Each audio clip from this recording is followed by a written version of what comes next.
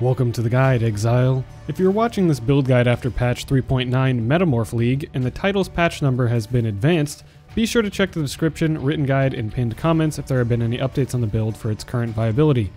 Some items, mechanics, or skill selections may change in between patches, thus the build can differ from the video. If the patch number does not match the current patch, the build has not been updated accordingly. A bow build, you say? Why, of course! It is the bow rework league after all. That means we're totally going to be playing a completely off-screening speedy ranger girl, right? Oh, wait. This is looking more like a stocky boy that rains projectiles from the sky on himself. That is because this is a Blast Rain Berserker, or Blurker for short? I've not played with Blast Rain ever, so I figured that this would be a good time to try it with the small rework that it got, wherein global or extra bow projectiles add more Blast Rain projectiles. This skill also comes with a full fire conversion now, better base damage, and of course built-in fire penetration. I found that stacking projectiles and increased area of effect, I was able to get pretty good screen coverage with Blast Rain. Along with the attack speed of a Berserker, I could be covering all of the packs of monsters that I could see with fiery hot blasts. And surprisingly, I was able to make the Berserker not a complete piece of paper defensively. Now before we get into the build summary, I wanted to make a super smooth and natural self-promotion to remind and inform all of you fine viewers on YouTube that I am also streaming on Twitch. I have been streaming since I started this YouTube channel about 3 years ago and have had the link to my stream in every YouTube description, but even still I have people stopping in not knowing that I ever streamed. So I figured it would be worth pointing it out for anybody that is interested in seeing live behind the scenes of my builds and guides, or if you just wanted to ask me some questions. I think you're saying dada, but you're not. Oh, fuck, I put a cannibal in there, didn't I? Want me to come kill it? Yeah, you want to? It's to the left of this portal. Huh? It's to the left. Oh, dude, easy. Alright, get back, get back. I don't want you to get hurt. Come here, young.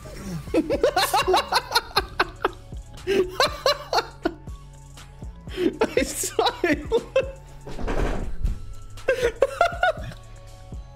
I thought he was done. The link to the channel, as always, is in the top of the video description. Now on to the rest of the build.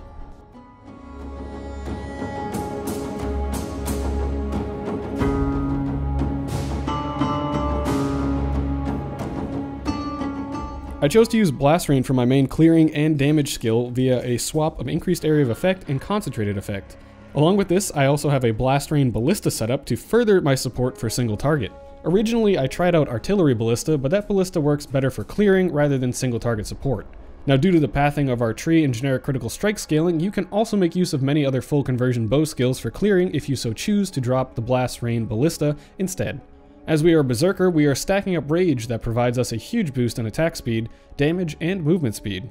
When we top out on Rage, Blood Rage, Frenzy Charges, and Warcry in maps, we are absolutely cruising and breaking our backs firing projectiles up and into the beyond. Ultimately, we look like a stuttering step mess, but we just don't look at that mess, just the burning enemies. When we get to bosses and more difficult targets, we can drop our 3 Ballista Totems and pop Berserk to deal delicious amounts of damage. If we are hit by any monsters, we will also trigger our Wave of Conviction to lower enemy fire resistance by 25% due to exposure, and curse them with Projectile Weakness to increase the damage they take from projectiles. Once you get all these buffs going, you are absolutely melting through most all enemies. To improve the defensiveness of the Berserker, I incorporated quite a few mitigation sources. First off, I worked to ensure that we are up over 6k life at a minimum. If we were to change some gear pieces around, the life totals could push over 7,000. Instead of going with dodge, I opted to go with some consistent mitigation sources such as armor with iron reflexes to convert all of our evasion to armor. This also allows us to use Molten Shell and Vol Molten Shell for flat mitigation of all damage sources based on the value of our armor. Vol Molten Shell is extremely strong and you definitely want to be using it whenever you get into a hairy situation. Even though we are purely armor based, I still picked up Dazzling Strikes to blind enemies, and even with iron reflexes this will still give us a 50% chance that enemies will miss hits on us. On top of this, our amulet is anointed with Silent Steps, so that we will also take 5% reduced damage from blinded enemies. For even more mitigation, we get Soul of Steel for 5% mitigation, and 1% to maximum elemental resistances. And since we have Warbringer, I also chose to use Enduring Cry to generate endurance charges, providing another 12% mitigation for a total of 17% physical mitigation. Now when we take damage, we can recover our life via Life Leech, and Warbringer's 25% of life and mana recovered on Warcry use. This feature of Warbringer has been incredibly beneficial in many situations, as I have been caught to get my health pool right back up in tandem with Life Leech and Flasks. Overall, I did my best to ensure that not only do we get damage as a Berserker, but we also have some layers of defense so we don't just fall over at every corner. So with that, the path of building is included within the written script and the description.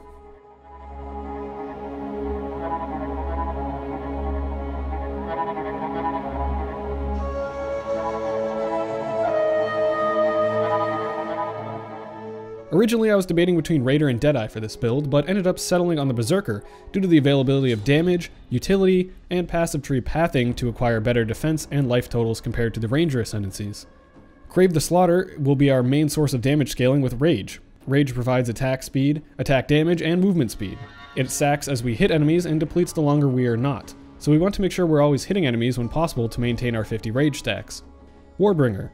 This node improves the utility of our Warcries, recovering 25% of life and mana on Warcry use, increasing our attack speed, and giving the chance to deal double damage.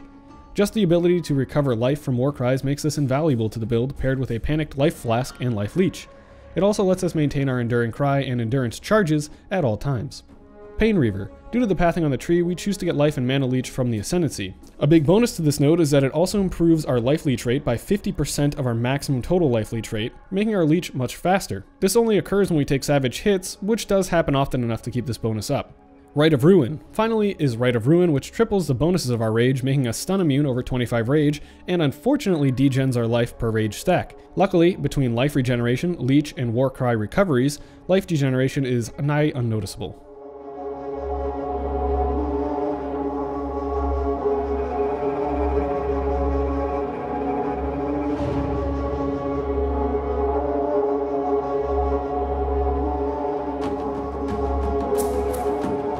I tried a few different tree combinations between the Berserker Ascendancy and Passive Tree, and this is the tree that I ended up settling on. I originally tried Phase Acrobatics and didn't end up liking the spotty defense, so I ended up swapping the tree around to get Iron Reflexes and focus on using Molten Shell for more flat mitigation next to the Endurance charges and Soul of Steel that we already had. Since we are down there, I also get Point Blank for more damage at close range with our Blast Rain. We want to help Alira with this build. Pantheons for the build. Soul of Arakaali is great for damage over time reductions and further improved recovery rates if we ever stop taking damage over time. Soul of Shikari. This one's great just for poison immunity and reduced chaos damage taken over time.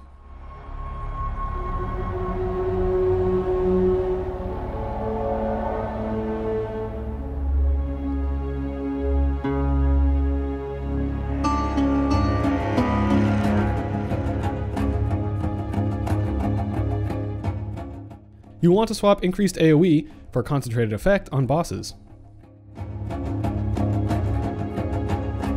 You can choose to use this as a ballista support link setup, and I found it very useful in many situations to maintain damage and distract enemies.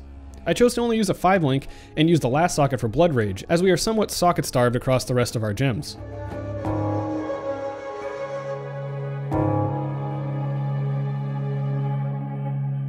You can level your cast when damage taken higher if you wish to benefit from more flat armor from Molten Shell. I just prefer it to be up more often if I'm getting hit. Make sure to use Vol Molten Shell manually if you're in a pinch. Your cast when damage taken will not trigger this.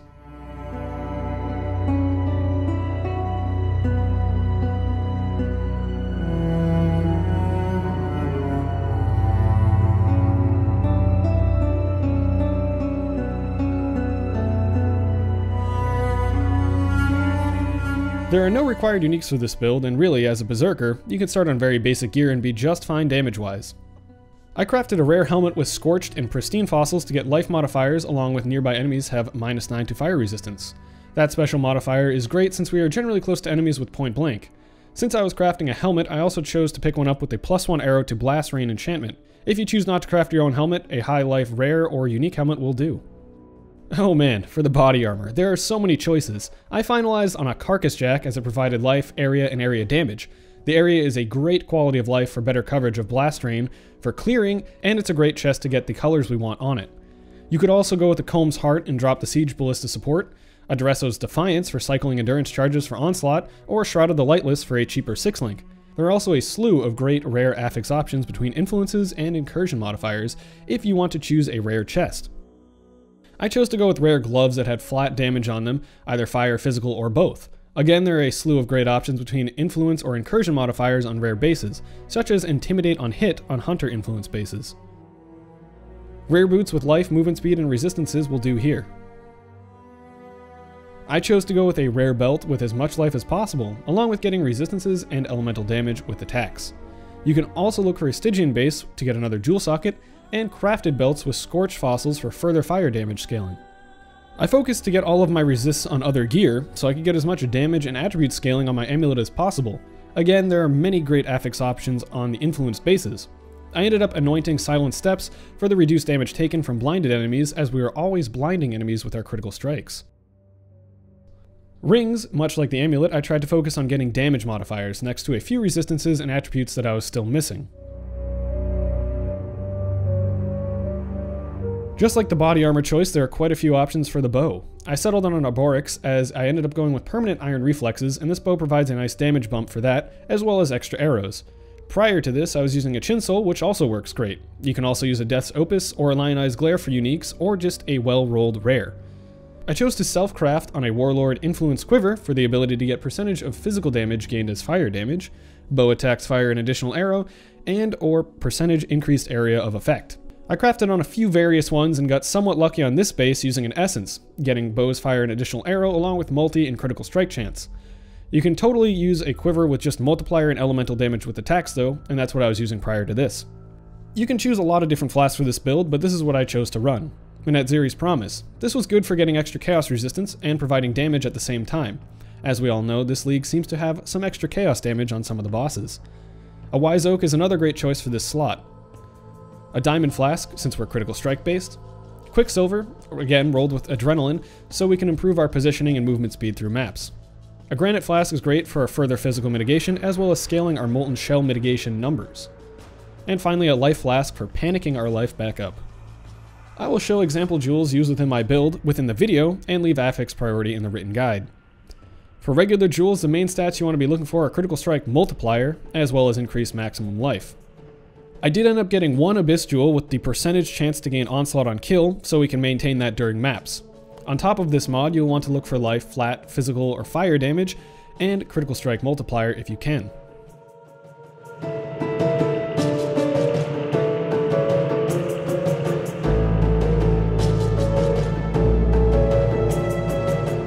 All in all, I was pretty happy with how this build turned out. Again, it's really tough to discern what feels like good damage now that most enemies have 4 times as much health and an extra 10% elemental resistances, along with the Awakener bonus of more monster life on top of that. I presume after I play a few more builds, I'll have a better handle on what feels godlike in the current patch.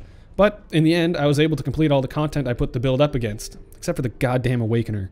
Though I presume that this is more of me learning the fight and getting into the flow of the battle. I was able to bring this build to the 4th phase a couple times, but lost 2 of the 3 encounters to bugs, and the 3rd to my own bad plays. Soon I will take that fool of a man Cyrus down.